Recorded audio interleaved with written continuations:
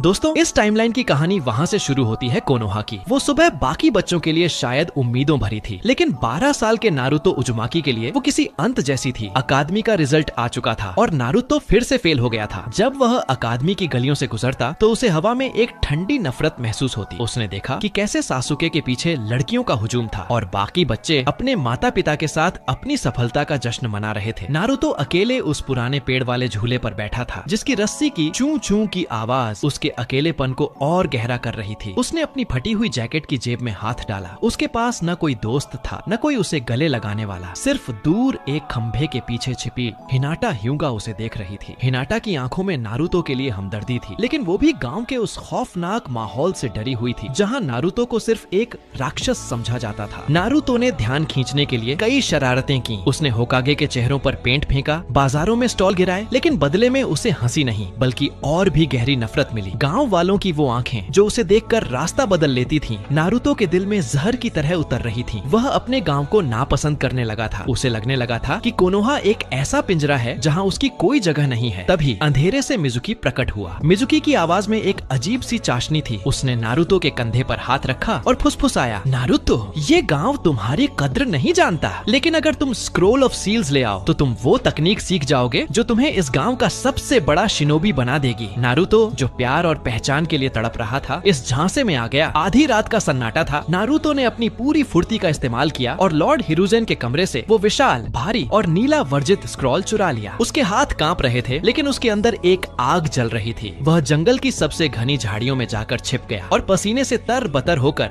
Scroll को पहली बार खोला। वह जटिल जुत्सु की भाषा नहीं समझ पा रहा था, लेकिन उसने शैडो क्लोन के सार को पकड़ लिया। तभी इरुका सेंसी वहाँ पहुँचे, लेकिन उनके पीछे मिजुकी भी था। मिजुकी ने चिल्लाकर वो सच बोला जिसने नारुतो की दुनिया उजाड़ दी। नारुतो, तू वही राक्षस है जिसने इस गांव को तबाह किया था। तेरे अंदर वो 9 पूंछ वाली लोमड़ी कैद है। मिजुकी ने एक विशाल शूरिकेन नारुतो की तरफ फेंका। इरुका बीच में कूद गए और उनकी पीठ छलनी हो गई। गरम खून के छींटे नारुतो के चेहरे पर गिरे। इरुका ने दर्द में मुस्कुराते हुए कहा, नारुतो, भागो। यहीं से कहानी ने एक खौफनाक मोड़ लिया। नारुतो ने देखा कि मिजुकी दूसरा शूरिकेन निकाल रहा है और एएनबीयू दूर से आ रहे हैं। बरसों की नफरत और उस राक्षस वाले सच ने नारुतो को हमेशा के लिए बदल दिया। उसे लगा कि अगर वह यहाँ रुका तो कोनोहा उसे फिर से वही नफरत देगा। उसने इरुका की तड़पती हुई आंखों में देखा, पर इस बार उसने मदद नहीं की। नारुतो ने स्क्रॉल को अपनी छाती से चिपकाया, अपनी आंखों से आंसू पोंछे और बिना पीछे मुड़े घने जंगल के सबसे काले हिस्से की ओर भाग निकला। इरुका की आवाज पीछे धुंधली होती गई, नारुतो, वापस आओ। लेकिन नारुतो अब कोनोहा की पहुंच से बाहर जा चुका था। एएनबीयू पहुंचे, उन्होंने इरुका को बचाया और मिजुकी को मार दिया, पर कोनोहा का सबसे बड़ा हथियार और उनका जिंचुरिकी गायब हो चुका था। महीनों बीत गए। नारुतो अब एक रोग निंजा की तरह पेड़ों की छाल चबाता और कच्चे मेंढक खाकर जिंदा था। वह छोटा बच्चा था, पर उसके अंदर कुरुमा का चक्र उसे मौत से खींच लाता था। वह एक छोटे से गांव में पहुंचा जहां के लोगों ने उसे पनाह दी। वह वहां एक साधारण लड़का बनकर रहने लगा और रात रात भर उस वर्जित स्क्रॉल का अध्ययन करता। वह अकेले तकनीकों में महारत हासिल करने के लिए पर्याप्त बुद्धिमान नहीं था, लेकिन वह उनके चित्रों और चक्र के प्रवाह के सार को समझने लगा था। उसने सीखा कि कैसे अपने चक्र को हजारों हिस्सों में बांटना है और उसने मल्टी शैडो क्लोन में महारत हासिल कर ली। उसे एहसास हुआ कि गाँव लौटने का अब कोई मतलब नहीं, लेकिन शांति ज्यादा दिन नहीं रही। एक सुबह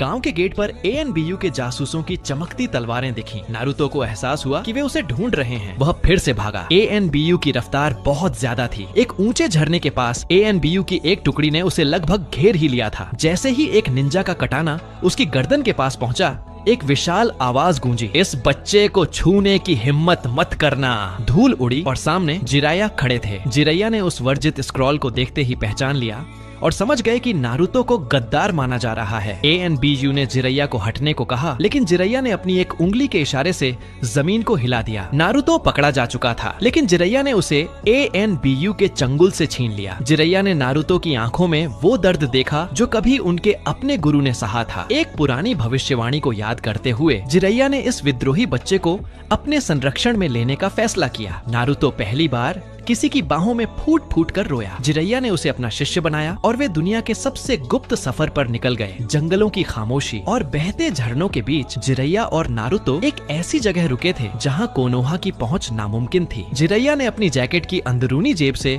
एक पुराना घिसा हुआ लेकिन चमकता हुआ हेडबैंड निकाला। यह चौथे होकागे मिनाटो नमिकाजे का था। जिरैया ने नारुतो की आंखों में देखते हुए कहा, नारुतो, कोनोहा के लोग तुम्हें गद्दार कहते हैं, लेकिन जिस आदमी का ये हेडबैंड है उसने तुम्हें गांव का हीरो बनाने के लिए अपनी जान दी थी। तुम अब भाग नहीं रहे हो, तुम खुद को तैयार कर रहे हो। नारुतो ने उस हेडबैंड को छुआ। उसे एक अजीब सी भारी ऊर्जा और अपने पिता की अनजानी गर्मी महसूस हुई। उसने उसे अपने माथे पर नहीं बांधा क्योंकि उसे लगा कि अभी वह इस विरासत के काबिल नहीं है। उसने उसे अपनी बाह पर कसकर लपेट लिया, एक ऐसी कसम की तरह जिसे वह कभी नहीं भूलेगा। उधर कोनोहा में चुनिन एग्जाम्स का माहौल था, लेकिन हवा में मौत की गंध थी। नारुतो के बिना टीम 7 अधूरी थी। सासुके उचिहा अकेले ही नफरत की आग में जल रहा था। तभी ओरोचिमारू ने अपना असली चेहरा दिखाया और गांव पर हमला कर दिया। पूरा कोनोहा जल उठा। चूंकि नारुतो वहां नहीं था, इसीलिए गारा को रोकने वाला कोई नहीं था। गारा ने शुकाकू के रूप में पूरे गांव में तबाही मचा दी। लॉर्ड हिरुजेन ने अपनी जान देकर ओरोचिमारू के हाथ तो सील कर दिए, लेकिन गांव पूरी तरह खंडहर बन गया। जिरैया गांव में नहीं थे और नारुतो के प्रभाव के बिना सुनाडे ने वापस आने का कोई कारण नहीं देखा। कोनोहा के पास कोई नेता नहीं बचा था। अंततः भारी मन से और गांव को बिखरने से बचाने की खातिर काकाशी हताके को कोनोहा का 5वां होकागे बनना पड़ा। काकाशी की आंखों में एक गहरा दुख था। उन्होंने अपने गुरु के बेटे को खोया था और अब उन्हें उसी भारी कुर्सी पर बैठना पड़ रहा था। सासुके ने जब देखा कि कोनोहा इतना कमजोर पड़ गया है कि वह उसे ताकत नहीं दे सकता, तो उसने और भी जल्दी ओरोचिमारू के साथ जुड़ने के लिए गाँव छोड़ दिया। सालों बीत गए। जिरैया ने नारुतो को उन गुप्त ठिकानों पर ट्रेन किया जहां कोनोहा के A&B आउशियू उन्हें कभी ढूंढ नहीं सकते थे। जिरैया ने नारुतो को उस वर्जित स्क्रॉल की सबसे कठिन और सबसे शक्तिशाली तकनीक सिखाना शुरू किया, फ्लाइंग राइजिन जुत्सु। लॉजिक ये था कि नारुतो के पास कुरुमा का अपार चक्र था और स्क्रॉल में उसके पिता मिनाटो के गुप्त नोट्स थे। नारुतो ने अपनी मल्टी शैडो क्लोन तकनीक का इस्तेमाल करके ट्रेनिंग की रफ्तार को 1000 गुना बढ़ा दिया। हजारों क्लोन एक साथ स्पेस टाइम के कोऑर्डिनेशन को समझने की कोशिश कर रहे थे। नारुतो ने अपनी आंखों को बंद करके चक्र के प्रवाह को महसूस करना सीखा। धीरे धीरे वह हवा के झोंके की तरह एक जगह से दूसरी जगह टेलीपोर्ट होने लगा। वह अब एक पीली बिजली की तरह चमकता था जो पलक झपकते ही दुश्मन की गर्दन तक पहुंच सकती थी। सिर्फ टेलीपोर्टेशन ही नहीं, नारुतो ने उजुमाकी क्लैन की उन खूंखार एल सीलिंग जुत्सुस में भी महारत हासिल की जो स्क्रॉल में छिपी थी। उसने अडामेंटाइन सीलिंग चेन्स को मास्टर किया जो किसी भी टेल्ड बीस्ट को लोहे की जंजीरों की तरह जकड़ सकती थी। जिरैया हैरान थे। नारुतो अब सिर्फ एक विद्रोही बच्चा नहीं था, वह एक ऐसा योद्धा बन चुका था जो अपने पिता की रफ्तार और अपनी माँ के कबीले की सीलिंग पावर का मेल था। उसे पता था कि कोनोहा अभी भी उसे एक अपराधी मानता है, इसीलिए वे सालों तक वापस नहीं लौटे। अंततः जिरैया उसे माउंट म्योबोकू ले गए जहाँ नारुतो ने पत्थरों की तरह स्थिर रहकर नेचुरल एनर्जी को इकट्ठा करना सीखा। उसने सेज मोड को सिद्ध किया। उसकी आंखों के चारों ओर वो नारंगी निशान और उसकी बेमिसाल ताकत ने उसे एक सेज बना दिया था। अब नारुतो पूरी तरह तैयार था। उसे पता चला कि अकात्सुकी का खतरा अब उसके गुरु जिरैया के सिर पर है। नारुतो ने जिरैया को अकेले जाने से मना कर दिया। उसकी आंखों में अब वो बचपन वाला डर नहीं बल्कि एक अजेय योद्धा का आत्मविश्वास था। उसने अपनी बाह पर बंधे हेडबैंड को और कस लिया और जिरैया की तरफ देखा। सेंसी, अब कोनोहा या दुनिया हमें गद्दार कहे या भगवान, हम उन्हें दिखाएंगे कि असली शांति क्या होती है। वे दोनों साथ मिलकर ओमेगा कुरे की ओर चल दिए जहां मौत और बारिश उनका इंतजार कर रही थी। ओमेगा कुरे की वो शाश्वत बारिश आज और भी भारी लग रही थी। हवा में चक्रा का इतना दबाव था कि साधारण निंजा वहां सांस भी नहीं ले सकते थे। जिरैया ने अपने पुराने शिष्य नागातो की शक्ति को भांप लिया था और वे अकेले अंदर घुसना चाहते थे,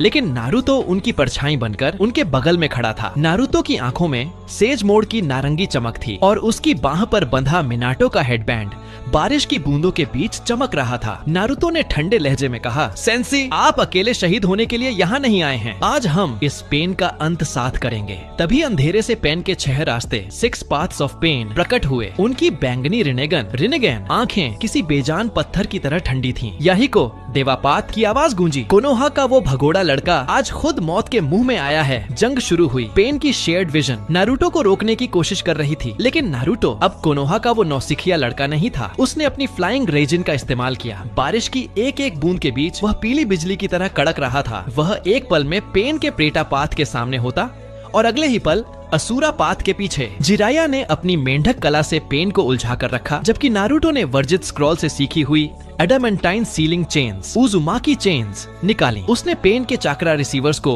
उन सुनहरी जंजीरों से जकड़ लिया और एक एक करके पेन के रास्तों को कुचल दिया। जिराया हैरान थे। नारुतो ने अपने पिता की रफ्तार और अपनी माँ के कबीले की ताकत का ऐसा खौफनाक मेल बनाया था जो पेन के लिए भी भारी पड़ रहा था। उन्होंने नगाटो को ढूंढ निकाला और उसे शांति का असली मतलब समझाया। पेन का अंत हो गया जब यह खबर कोनोहा पहुंची कि जिस